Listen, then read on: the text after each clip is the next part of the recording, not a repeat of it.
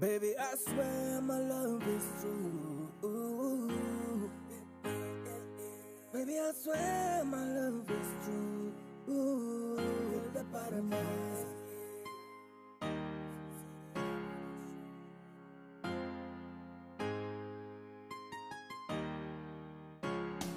I just wanted you to understand that you're that woman I think of.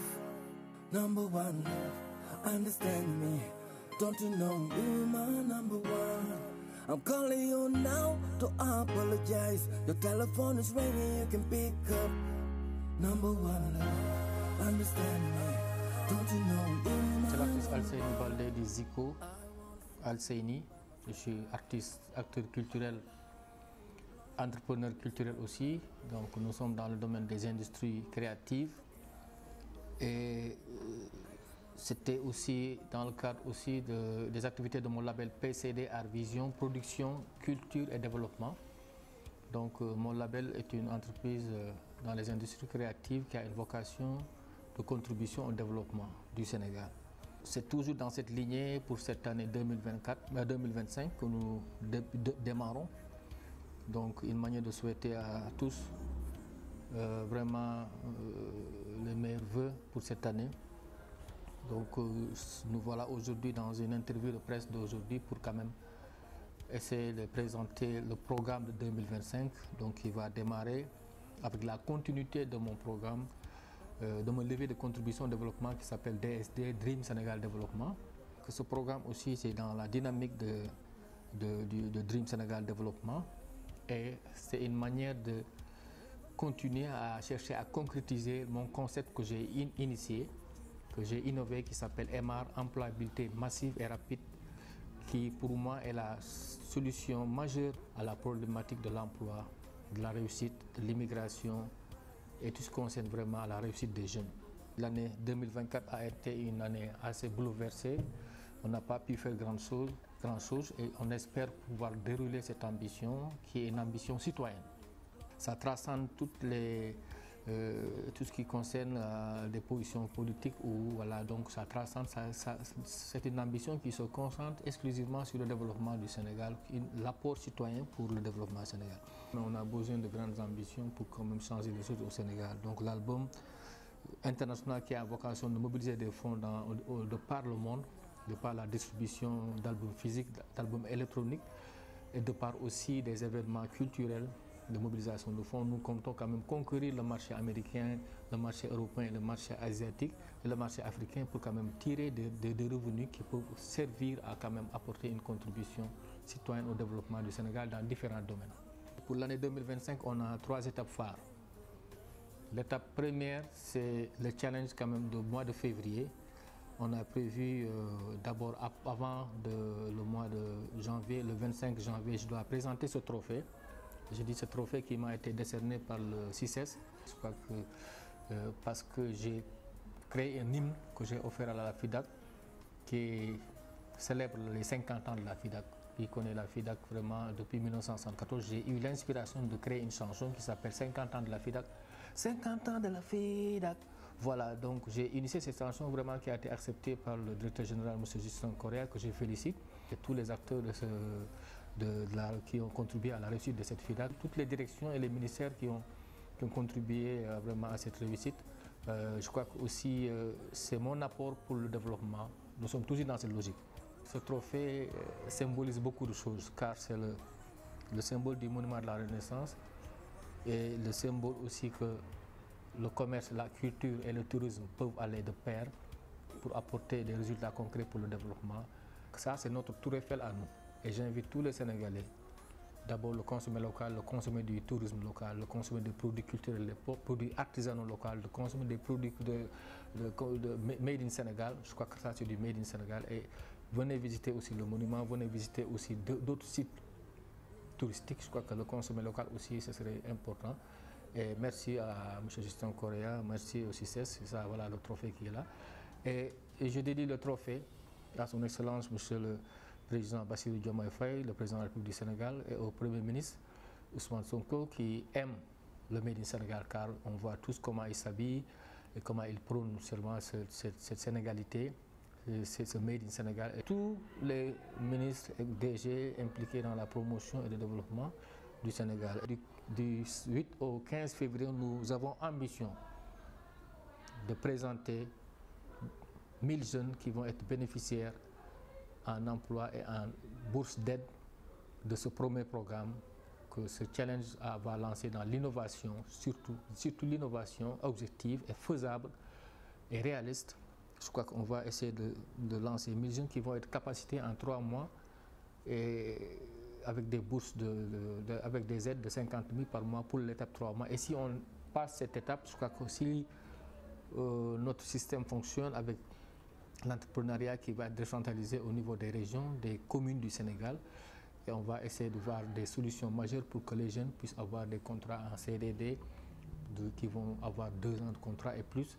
On va voir aussi comment on va élargir les bénéficiaires en aide par rapport aux bourses d'aide. Je crois que c'est pour apporter la contribution concrète aussi, pour que des milliers de jeunes puissent en être bénéficiaires. La deuxième phase, c'est d'ici décembre 2025, comme on avait l'habitude de le faire, on ne va pas lâcher la prise. L'ambition, je crois qu'on vise aussi les 100 000 emplois et bénéficiaires. D'ici décembre 2025, on vise 100 000 emplois et bénéficiaires. Ce ne sera pas tous des emplois formels et solides, il y aura des accompagnements, des bourses de capacitation. Je crois qu'en gros, on vise ça avec 500 000 personnes qui vont être bénéficiaires des actions pour la santé, l'éducation, c'est ça, et le cadre de vie et autres. C'est ça l'ambition. Et d'ici 2029, nous visons vers 4 millions de bénéficiaires en emploi et en bourse d'aide. C'est ça l'objectif.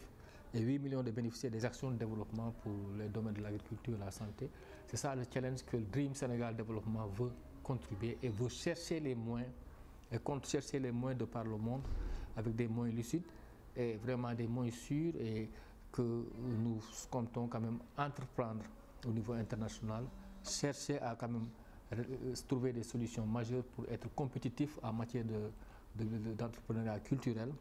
J'ai constaté une insuffisance par rapport à cette dynamique de formation, de production de capacités et de compétences. Chaque année, si on a 1000 personnes qualifiées, prêtes à travailler, on ne dépasse même pas les 200 ou 200 opportunités d'emploi et de réussite et de financement. Je crois que c'est là que j'ai dit qu'il faut qu'on ait des leviers massifs et rapides. Quand c'est massif, on peut toucher toutes les communes. Parce qu'il faut que des leviers soient rapides, massifs, pour que tout le monde soit servi, parce que la masse à servir, elle est énorme. Et elle s'accroît. Chaque année, d'ici 2, 3 ans, d'ici 5 ans, ceux qui ont le BFM cette année, ils seront qualifiés peut-être. Ceux qui commencent à faire de l'apprentissage chauffeur, apprenti menuisier, d'ici 5 ans, les tailleurs, les cuisiniers, ils seront qualifiés et ils vont chercher à vendre leurs compétences. Je crois qu'il faut produire le maximum et rapidement d'opportunités de réussite pour cette masse. C'est pourquoi j'ai créé le concept EMAR, employabilité massive et rapide. Nous comptons d'ailleurs sur le soutien de l'État pour nous aider à être beaucoup plus formels et à être beaucoup plus concordants sur les procédés et tout, pour qu'on puisse avoir une sécurité dans le processus de réalisation de cette ambition, car ça va dans l'intérêt du Sénégal, et que l'État puisse aider à nous coacher aussi, à nous sécuriser le processus, et du point de vue technique, du point de vue de respect des règles administratives, qu'on puisse vraiment arriver à produire ces objectifs, car ça va dans l'intérêt du Sénégal. Avant de conclure, la faisabilité de ce challenge, comme je l'ai toujours dit, on me taquine parfois des amis, mais par où sont tes 25 milliards d'objectifs là? Le rêve n'est pas encore réalisé. Je ris. Où sont ton challenge de temps d'emploi? Je dis, c'est un challenge qui est porté par un amour pour mon pays. Et cet amour pour le Sénégal, je crois que c'est plus fort que tout. C'est même plus fort que ma réussite. Et c'est plus fort que toutes les ambitions de réussite que j'ai, à part mon appartenance, à part tout ce qui est spirituel. Je crois que le plus fort dans ma vie, c'est mon amour pour le Sénégal, et je ne vais jamais me décourager. Et c'est pourquoi on a dit que la faisabilité de ça, moi j'ai confiance toujours en mon talent artistique. Même si dans ma vie je ferai un album une fois qui va faire tabac et me donner l'opportunité de gagner, pour apporter pour mon pays, qui est un pays en voie vers le développement. Je crois que c'est ça aussi mon ambition. Je suis musicien en anglais, American English, Et toujours, j'ai une expérience dans le business aussi de l'entrepreneuriat culturel. Je suis chef d'entreprise, j'ai le local de mon entreprise qui se débrouille petit à petit. Moi-même, je me débrouille et ça ne me décourage pas. Car je dis aux Sénégalais que ne vous laissez jamais décourager par une situation, même si c'est difficile, même si c'est dur, ne jamais laisser une découragement. Et je crois que c'est ça qui me donne confiance que je peux conquérir le marché américain, le marché européen en matière de musique. Créer des tubes plus forts que tout artiste, c'est ça le challenge. On doit être ambitieux à être le number one in the world. On doit viser le monde, car le monde est devenu un village planétaire. Il y a les artistes nigériens aussi qui ont fait une épopée que je salue. Mais je crois que le Sénégal a été très tôt au devant du point de vue hip-hop. Il faut qu'on reprenne cette place du Sénégal pour dominer la musique urbaine. Et et qu'on puisse vraiment avoir des jeunes qui vont faire des concerts en Chine, qui vont remplir des salles au Brésil, qui vont faire hype. Donc je crois que aussi si moi je réussis, beaucoup de jeunes artistes vont réussir, qui sont dans le commerce, qui sont aussi dans l'entrepreneuriat, qui ont fait banque finance, qui ont fait commerce international, qui ont fait Trasi.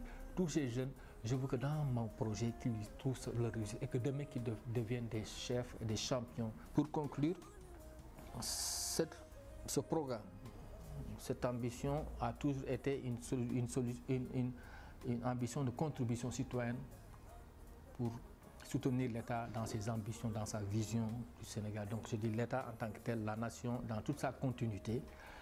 Et c'est pourquoi je m'engage quand même avec ce projet d'apporter ma contribution citoyenne à soutenir les objectifs et les ambitions du référentiel Vision Sénégal 2050, vraiment apporter mon soutien à la vision de son Excellence le Président Bassirou Diomaye Faye et apporter mon soutien à la vision du Premier ministre Ousmane Sonko qui vraiment ont du mérite, car le référentiel, j'ai lu une partie et je considère que c'est un grand mérite vraiment que je lance les Sénégalais à s'en approprier et vraiment à tout faire pour avoir vraiment pour bénéficier des opportunités. Je crois que c'est ça aussi. Pour conclure, j'invite vraiment les Sénégalais à être des acteurs de développement et des acteurs du Made in Sénégal et à consommer local toujours. Et j'en invite tous les Sénégalais à soutenir, à collaborer avec ce programme. Donc merci Zico El-Seni. Donc rendez-vous en février à Kolda le 25 et en février on sera. Thank you very much. Down,